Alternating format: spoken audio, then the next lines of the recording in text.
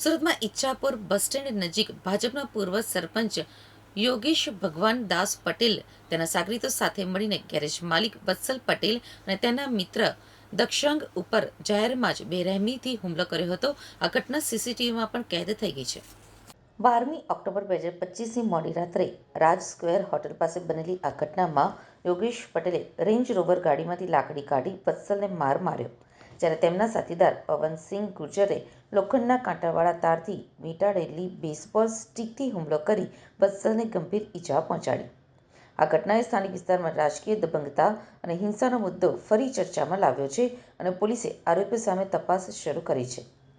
ફરિયાદી વત્સલ ભરતભાઈ ફકીરભાઈ પટેલની ફરિયાદ મુજબ આ ઘટના તારીખ 12મી ઓક્ટોબર 2025ના રોજ મોડી રાત્રે ઈચ્છાપુર બસ સ્ટેન્ડ નંબર 3 ખાતે આવેલ રાજ સ્ક્વેર હોટલ પાસે બની હતી.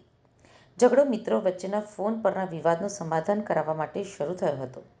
વત્સલ પટેલ તેમના મિત્ર દક્ષાંગ સાથે વિશાલ અને કિશોરને મળવા ગયા હતા. તે દરમિયાન અચાનક જ સ્થળ ઉપર બે મોંઘી કાર આવીને ઊભી રહી. એક હેરિયર ફોર વ્હીલર અને બીજી રેન્જ રોવર ગાડી. રેન્જ રોવરમાંથી ઉતરેલા ભાજપ નેતા યોગેશ પટેલે ફરિયાદીને મા બહેનની ગાળો આપી અને ગાડીમાંથી લાકડી કાઢીને વત્સલ પટેલને 2-3 ફટકા માર્યા હતા. આરોપી પવનસિંહ અતરૂપસિંહ ગુર્જરે કમરના ભાગેથી બેઝબોલની સ્ટિક, જેના ઉપર લોખંડનો કાંટાવાળો તાર વીંટાળેલો હતો, તે હિતેન્દ્ર ઉર્ફે મોનુને આપી. મોનુએ આ સ્ટિકથી વત્સલ પટેલના ડાબા પગના ઘૂંટણ નીચે મારીને તેને ગંભીર ઈજા પહોંચાડી હતી. પવનસિંહે ચપ્પુ કાઢી વત્સલ પટેલને જાનથી મારી નાખવાની ધમકી પણ આપી હતી.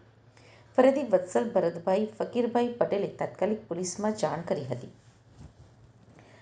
આ મારામારીની સમગ્ર ઘટના સીસીટીવી કેમેરામાં પણ કેદ થઈ હોવા છતાં અને ફરિયાદમાં આરોપીનું નામ જોગ સ્પષ્ટપણે લખાયેલું હોવા છતાં ઈચ્છાપુર પોલીસની કામગીરી ઉપર ગંભીર સવાલો ઊભા થયા છે.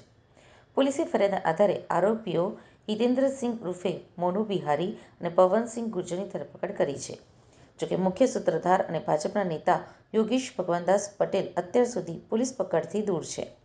સ્થાનિકોમાં ચર્ચા છે કે ઈચ્છાપુર પોલીસે માત્ર મળતિયાઓ અને ગૌણ આરોપીઓની જ ધરપકડ કરીને નેતાને બચાવવાનો પ્રયાસ કર્યો છે.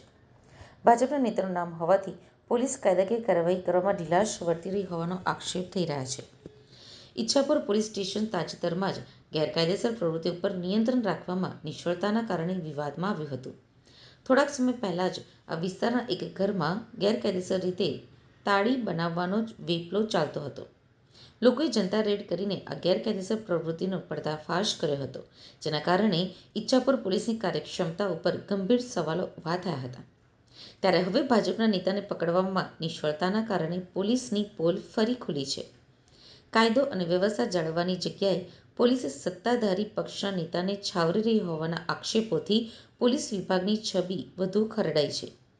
જાહેરમાં મારામારી કરીને વિવાદમાં આવેલા યોગેશ પટેલ ભાજપના એકમાત્ર નેતા નથી. સુરતમાં સત્તાધારી પક્ષના નેતાઓ દ્વારા દાદાગીરી કે મારામારીની ઘટનાઓ અગાઉ પણ ચર્ચાનું કેન્દ્ર બની ચૂકી છે. આવેલ ઈચ્છાપુર બસ સ્ટેન્ડ નંબર 3 પાસે ગત તારીખ 12/10/2025ના મોડી રાત્રિના 12:30ના સુમારે એક મારામારીનો બનાવ ધ્યાનમાં આવેલ હતો. આ બનાવના ભોગ બનનાર તેમના મિત્ર સાથે ઈચ્છાપુર બસ સ્ટેન્ડ નંબર 3 ખાતે અન્ય મિત્ર કે જેનું નામ કિશન છે તેને મળવા ગયેલ હતા અને ત્યારે તેમણે પોતાના ફોન પરથી અન્ય એક પરિચિત જેનેક્સ પટેલને ફોન કરીને ઝઘડો અદાવત ન રાખવા સમજાવેલ હતા. તે દરમિયાન જેનેક્સ પટેલ સાથે ઊભા રહેલ હિતેન્દ્ર ઉર્ફે મોનુ ગુર્જરે આ ફોન છીનવી લઈ ફરિયાદીને કહેલ કે તારે જે કહેવું હોય તે બસ સ્ટેન્ડ નંબર 1 પર આવીને ગોડાઉન પર આવવા જણાવેલ. પરંતુ ફરિયાદી ત્યાં ગયેલ ન હતા અને થોડા સમય બાદ ઈચ્છાપુર બસ સ્ટેન્ડ નંબર 3 ખાતે આ કામના આરોપીઓ મોનુ ગુર્જર, પવનસિંહ ગુર્જર તથા યોગેશ ભગવાન પટેલ પહોંચેલ હતા. તેમજ ફરિયાદી શ્રી સાથે ગાળાગાળી કરીને મારામારી કરેલ હતી અને તેમને મૂઢ માર મારેલ હતો એવું ફરિયાદીએ પોતાની એફઆઈઆરમાં જણાવેલ છે. અન્ય કંઈ તીક્ષ્ણ હથિયાર મળ્યું?